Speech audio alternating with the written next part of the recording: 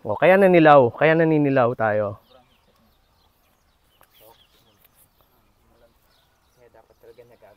Tama ba yun? Na pag tinanggal niya yung sa taas, itatabi niya ng ganyan? Hindi, yun. Wala na yan. Tanggalin nyo na yan pagka ganyan. Okay. It's So, ang mangyayari, non-recoverable. ganito ha, pag ikot ninyo, meron Saka kayong tanggalin nyo yan, sako, meron yung kulay kayong green. sako per aisle. Yan, sa gilid. Kasi kailangan yung tanggalin. Hindi, Ha? ito. After lunch, hindi na. Ito, tanggalin mo yan. Yes, tama. Ano mo yan, dyan, sa baba. So, syempre, ito, kailangan ninyong isako. Huwag niyo ikalat. Fungus eh. Oo. Diba? Pag kinalat... Hi, this is Farming with Tyron and Karen.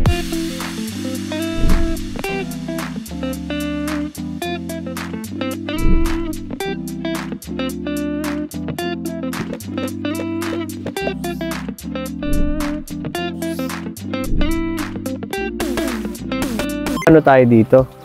Hindi kaya soil-borne disease to. Para sa lupa yan. Meron na area na ano eh. Parang Baka yung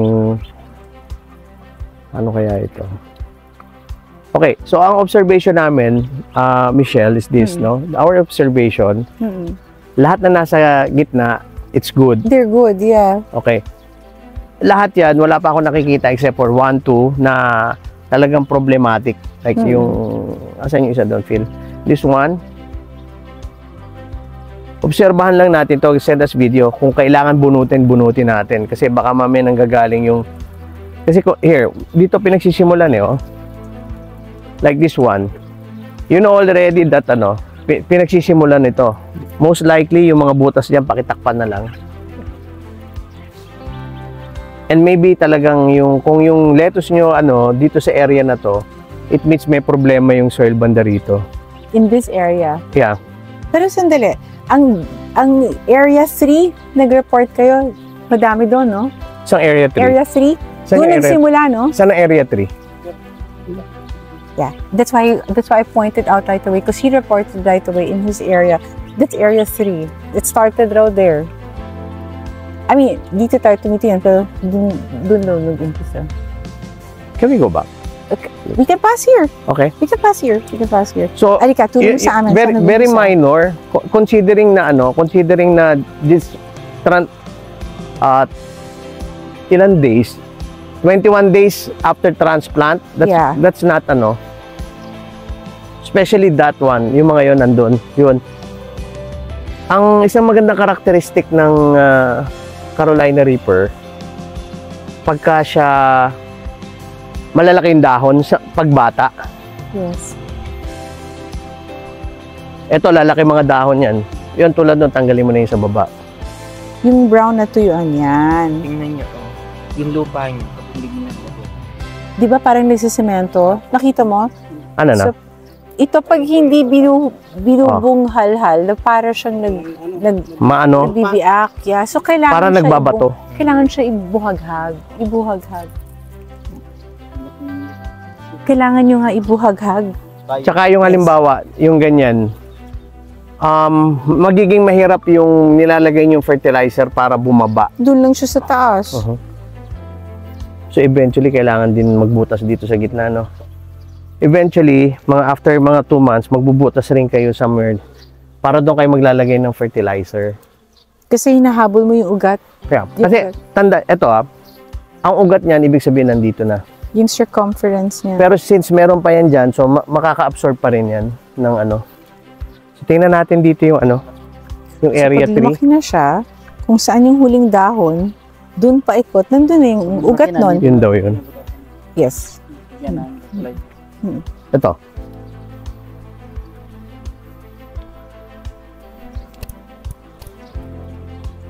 Patay na to. Ito, paltan nyo na to. Tanggalin nyo na yan. Pati tingnan natin. Maganda tingnan natin. Tingnan natin yung ugat.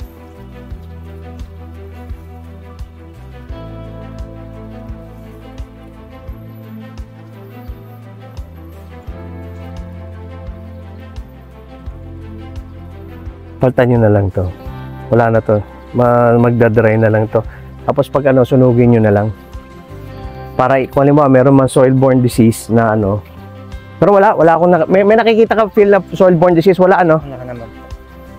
What are the characteristics that we should see for soil-borne disease? Pag natutuyo, ano yun? Kulang sa ano yan? Fungus yun. Okay. Yung, kaya dapat ang fungicide na yung baking soda. Baking soda.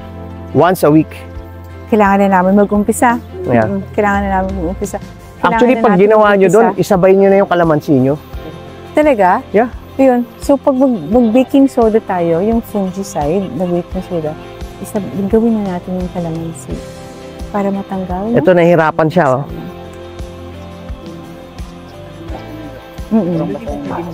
Sobrang Hindi, oo, Kasi hindi kailangan mag-araw-araw magdilig. Check nyo kung tuyong-tuyo na yung lupa nyo. Baka lang kayo mag-grab. O, isa pa rin yung baka nasosobran sa dilig, eh. Ano ito? Play na po. Sobra sa tubig. Tuwing kailan kayo nagbubukas ng water?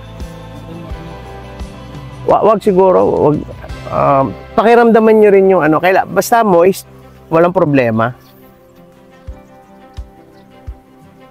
Tig 1 hour lang naman. Tulad dito, nahihirapan na yung ano yun, pansinin nyo, lahat ng may ganitong klase, upuin nyo. Matigas siya, para siyang... Mamamatay ang halaman talaga dyan. Ito, mamamatay na to. Kasi tinan mo, parang hawakan nyo. Matigas na siya. Tigas pero basa yung mo. Basa yung gilid niya. Basa yan. Pero matigas. Tinan mo, tingnan nyo yung ano, tingnan nyo yung malalaki. Yung malalaki, buhaghag yun. Binubungkal yung soil. Yung pang ano lang, kahit yung stick na ano. Dapat binubungkal. Kumuha ka, stick. Pakita ko sa inyo. Yung mga, meron ba kayong shovel? Kawayan or... Ayan.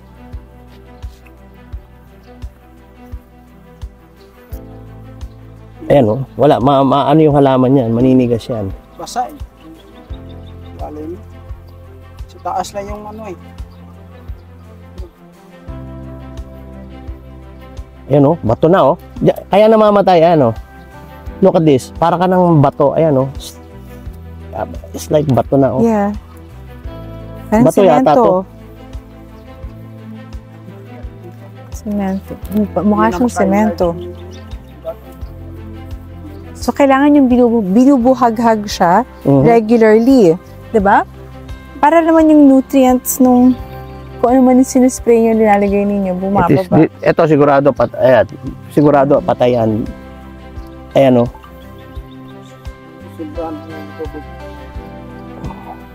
Buti Na nakapunta walang ako. buhaghag. Oh. Tingnan natin yung malalaki. So alam nyo na ano yung diferensya, no? Kasi hindi lang basta-basta, halimbawa, may trips, may ganyan. Kailangan mong buhaghagin. Yung area mo to. Ito, tulad dito, malapit na to. Kundi dahil sa fertilizer, yari na to. Oo. Ayan o. So, Nilmer, ito dapat buhaghagin mo sa... Tsaka nagkakaano po siya. Fungus. Katarang. Lumot. Lumot. I guess kung fungus. sobra siyang It's basa lumot. na hindi buhaghag, magkakaroon talaga siya ng lumot. Nagkaka-algae. Ayan o. Fungus na yan eh o. So yan, lalo na malapit sa... Ayan na o. Ayun o. Ayun o. Pinupunggus na kayo. So, baking soda kaagad mamaya. Pwede natin gawin this afternoon, yung baking soda, no? Gawin kaagad. O, tinan mo to. Kaagad. Hindi pa masyadong madikit. Lumalaki ba siya? Pero, ayan na o. Nagsisimula na mamatay. Ayan o. Tigas o. Parang hindi na siya makahinga. Wala na. Hindi siya makahinga. Diba?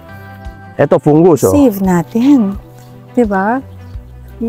Kailangan mag-baking soda mamaya.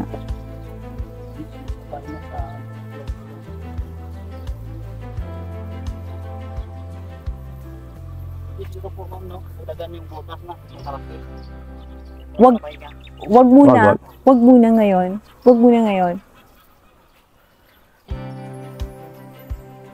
Kaya kailangan maayos yung timing ng ano, ng gawa ng... Ayan na, ito fungus na yan eh. Oh. Ayan o. Oh dear. Yan ang fungus oh. Oo. Nilmer, tinan mo to, Peter. Ito na siya. Ito yung fungus na yung nagpuputi na siya. Ito yung parang lumot. Yan yung nagpo-form yung fungus. So, ang kakainin nito, dumadami na siya na. ang kakainin niyan yung stem, tapos hanggang sa ugat. Matigas siya. Buti na lang may fertilizer tayo. Tsaka, ano to? May mites. Ako yung mga mites, madali yan eh. Ang tingin ko, ang number one problem natin yung Fungus. soil. Soil. Yung kailangan mabuhaghag. Kailangan mabuhaghag siya. Pwede natin gawin ngayong hapon? Ha? Okay, okay. Okay. So imagine yung ano, ano eh, para nagka-effect yung photosynthesis, number one, kailangan niya ng, so, yung, of course, yung soil, and then the water, and then the air. Yes. So, right now, wala nang air na pumapasok dyan. Because hindi buhaghag yun. Yeah. Yeah. Tapos hindi yung, breathe. para mo sinakal yung ano, yung growth nung Plant. roots. Yeah. Kasi mas maganda yung roots, mas marami yung, mas nakakagapang sila. Mas lalaki, mas bubuhaghag yung ano, yung halaman. Yung halaman. Kasi ang explanation niyan, parang ganyan yan. Ito yung halaman, ito yung soil. Yan always. So once na hindi makagalaw yung roots, hindi rin yan lalaki. Yes. Swertihan nga eh. Like, I think the Buti effect we're ng here. ano. Kasi yung parang sa ugat, makita natin yung growth niya, di ba? Nakapag-uproot tayo, nakita natin yung itsura ng ugat ng isa. Pero mas maganda siguro ngayon gawin field tusok tapos ganunin ng kamay. So, pati ito, no? Kailangan magbuhaghag. Oh? Tingnan mo yung walang ano, yung may plastic mulch. Tingnan mo. Ano, matigas din? Basa. Hindi, basa pero hindi siya parang nagbabato siya eh. Ayun, Dahan-dahan lang because ayaw din natin matamaan yung root. 'Di ba? So, ang mangyayari is pag nagbubungkal kayo, ingatan nyo rin yung root, lalo na pag nagagawin ka ng Tingnan mo, stick. Tingnan mo to. Ingatan nyo. Dahil sa tigas, napuputol yung roots, oh. Yan, oh. Tingnan mo, tupak. Matigas. Ayan, oh. Nagkukunat. Kaya, Oo. pero nagkukunat. it's okay. 3 weeks pa lang naman tayo eh. So at least ang maganda dito, alam na natin yung problema. Yes. Subukan nyo para at least alam na natin yung gagawin. Tingnan mo, napuputol yung ugat eh, oh.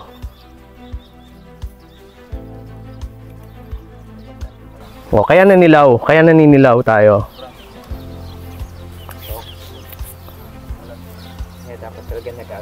Tama ba yon na pag tinanggal niya yung sa taas, itatabi niya ng ganyan? Hindi, yun, wala na yan. Tanggalin nyo Wala na yan na. pagka ganyan. Okay. It's So, ang mangyayari, non-recoverable. ganito ha, pag ikot ninyo, meron kayong Tatanggalin nyo yan, sako, no? meron yung kayong kulay sako green. per aisle. Yan, sa gilid. Kasi kailangan yung tanggalin, Hindi, ha? ito. After lunch, hindi na. Ito, tanggalin mo yan. Yes, tama. Ano mo yan, dyan, sa baba. So, syempre, ito, kailangan ninyong isako. Huwag niyo ikalat. Fungus eh. Oo. 'Di ba? Pag kinalat niyo yan at hindi niyo yan pinulot, di ba Hindi, fungus? sprayan nyo ng Pwede kayong mag-spray baking soda. ng baking soda. Dito? Di ba? Baking Ikaw pare, soda. ano mo, subukan mo para at least tingnan natin kung ano na, ibuhaghag mo yan.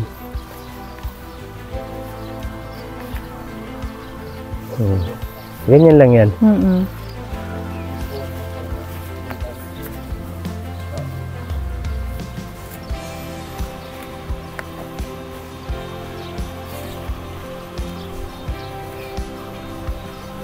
So bukas na kayo mag-ano ng fungicide, buwaghagin nyo muna Kailangan para buhaghagin pag-spray yung mas pumasok siya. fungicide bukas para pumasok. Para maiwasan natin yung ano, yung rat, yung root rot. Para hindi mabulok yung mga ugat. Para mabuhay. Hindi sila manuyo. Hindi manuyo yung mga ugat. So talagang kailangan talaga yung ano, pagka halimbawa, team kayo eh. So, ibig sabihin ng team, hindi pa pwedeng diskarte ng iba, diskarte mo. Hindi, kailangan Tulong-tulong na share. Iisa. Kasi isa lang naman ang gagawin dyan eh. Halimbawa, magpe-fertilizer tayo, magpe-fertilizer lahat. Tapos pagka susunod, halimbawa, magpo-fungicide lahat. Tapos, ang hindi lang tayo basta tanim. Kasi madaling magtanim eh. Madaling bumili. May pambili eh. Pero ang problema, pag-aalaga. Ibig sabihin ng pag-aalaga, titingnan mo yan. Halimbawa, parang tao din nag-aalaga ka ng bata. Titingnan mo kung, di ba, may anak ka ba? Oh. Mag-aasawa pa lang. Mag-aasawa pa lang. O, tama-tama. Ito na ang payo ko sa iyo. Pagka nag-asawa ka, ganito gagawin mo. Aalagaan mo. Ang anak mo, chechikin mo. Baka mamaya may sipon, merong ganyan. Sign pa lang, sinyalis pa lang, gagamutin na. Kasi, mas maganda na alagaan mo kaysa gamutin mo pag may sakit na. Ibig sabihin, pag nagagamot na tayo, ano na yon, huli na tayo. So tulad yan, makikita natin yan pag nakahinga yan.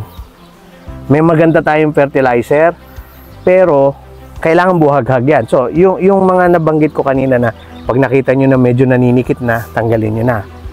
Pag meron kayo nakita lumipad, sabihin nyo sa team leader, kay Peter, sabihin nyo, boss, meron kaming nakitang ano dyan eh, mga lumilipad. Pupunta siya, titingin niya, kung hindi niya naiintindihan pa, pwede siya mag-message sa amin. Pero wala ako nakikitang talagang masasabi mong critical. Yun lang, mga basic. Tapos yung spray natin, yung hanap tayo ng pwede pa tayong, kasi kailangan organic eh. So, ang kagandahan lang dito, yung fertilizer natin, napakagaling talaga. So, kung halimbawa, nanatili na matigas yan, paabutin natin ng 2 linggo, maninilaw yan. Ang isipin, pag nanilaw, kulang sa calcium, kulang sa boron. Isipin mo kagad yun, kukuha ka ng kukuha. Pero ang hindi pala natin nagagamot, yung pinaka-basic, yung lupa. So, ngayon, pagka nabuhaghag natin yan, tingnan nyo pa sa 3 araw, 4 na araw, mas lalong bubulas yung mga yan. Kasi mas makakapasok yung fertilizer eh. So, itingin ko isang pinakamagandang leksyon ngayon eh, tulad nung, halimbawa, mayroong puntang marunong, kaagad nakita kulang sa nitrogen. Kasi 3 naman yung basic eh, NPK, nitrogen, potassium at saka yung phosphorus, no? So, may kanya-kanyang gamit yan. Ang nitrogen, ang gamit niyan para dumami yan. So, pag halimbawa, may bunga na yan, may bulaklak, huwag nyo lalagyan ng nitrogen yan. Ang mangyayari doon, dahil bubula siya, yung mga bulaklak niyan, babagsak. Oh, so, ang kailangan mo na, pampabulaklak. Yes. Diba? Yes. So, ang pinaka-importante dyan, number 1, i-report nyo kaagad. Huwag nyo sisaralinin. Kasi, ang mahirap dyan, pag hindi mo naiintindihan at dinire-diretso mo, lalala yung sakit. Pero to basic, kayang-kaya nyo to. Kayang-kaya nyo. Buhaghagin, ilagay yung fertilizer, sprayan ng Calpos, mag-2 beses na kayo kasi kailangan makarecover niyan eh. So, Calpos, tapos yung yung insecticide natin, yung sili na may bawang, na may may sibuyas, tapos yung merong sabon at saka oil. Ang sabon, ang tawag dyan is tinatawag emulsifier. Ibig sabihin, para yung mga hinalo-halo mo na sili na ganyan, ang sabon, ang ginagawa niyan para pagsamasamahin siya. Ang mantika, ang tinatawag naman doon, kaya tayo naglalagay ng mantika, Para pag mag-sticker. Sticker, no? Yung sticker ang tawag doon kasi nag-spray ka nga ng yung walang mantika, maulan na yan, madiligan nyo, mawawala na yan. Kaya kailangan nyo ng mantika. So, kaya susunod na linggo, oobserbahan nyo hanggang kailan pa meron. Kasi dito, hindi ko masasabi sa inyo yung ginagawa namin sa farm kasi malamig sa amin eh. Iba yun. So, ito sa inyo, iba kasi mainit. Super init dito.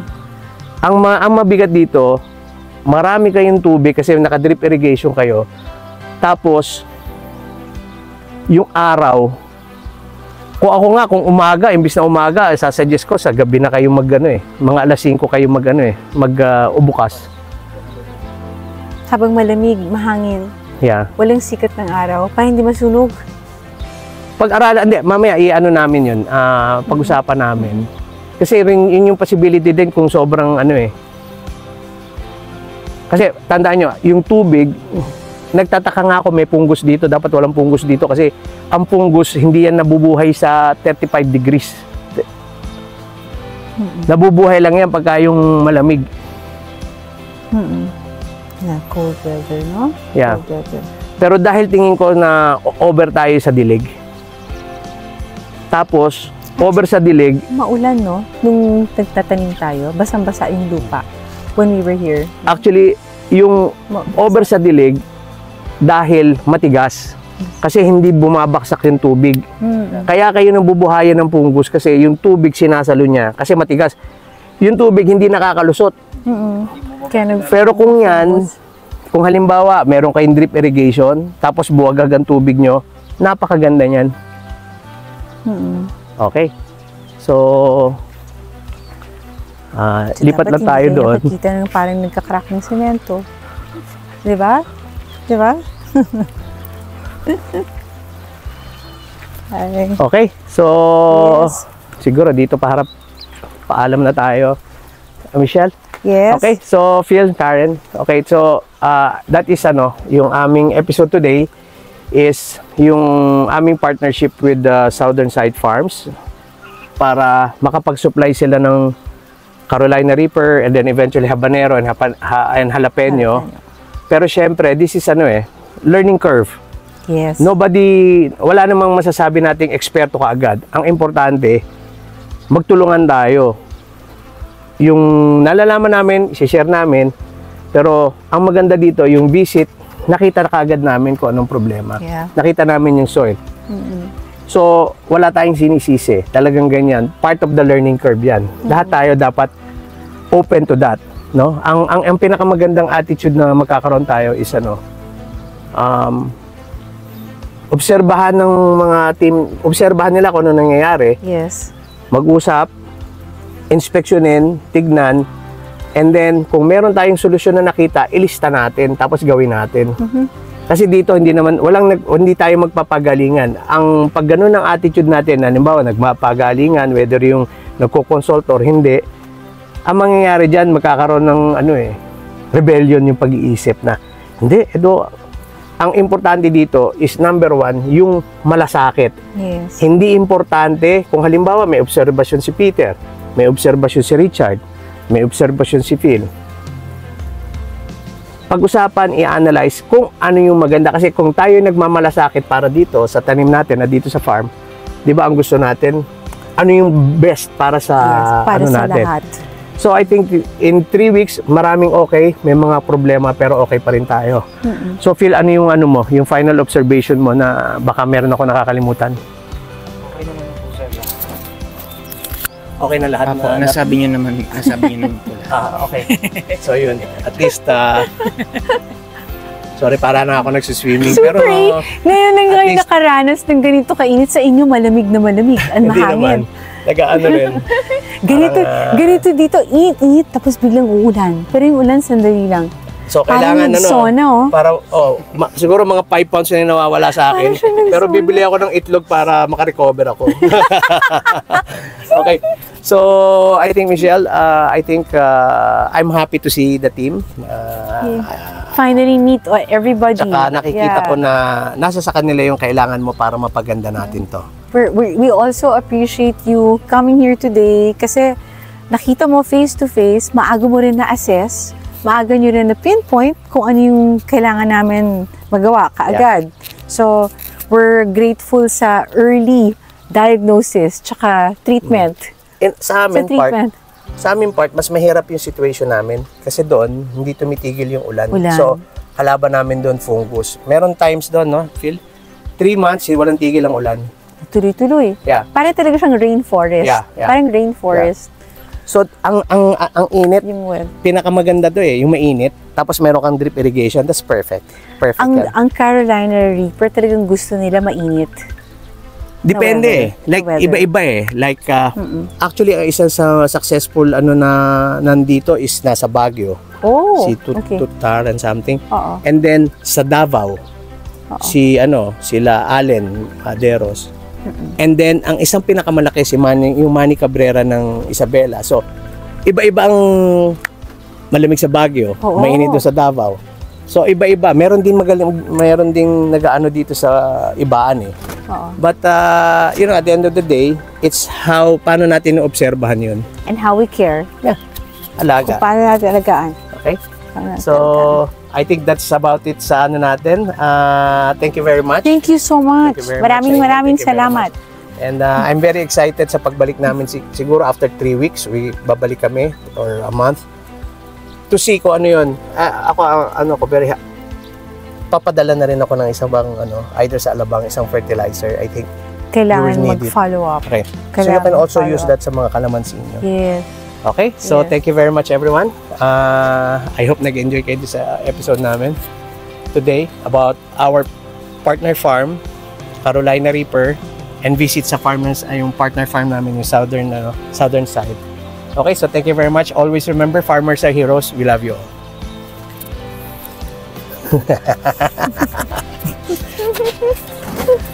Okay, thank you very much. That was a good one.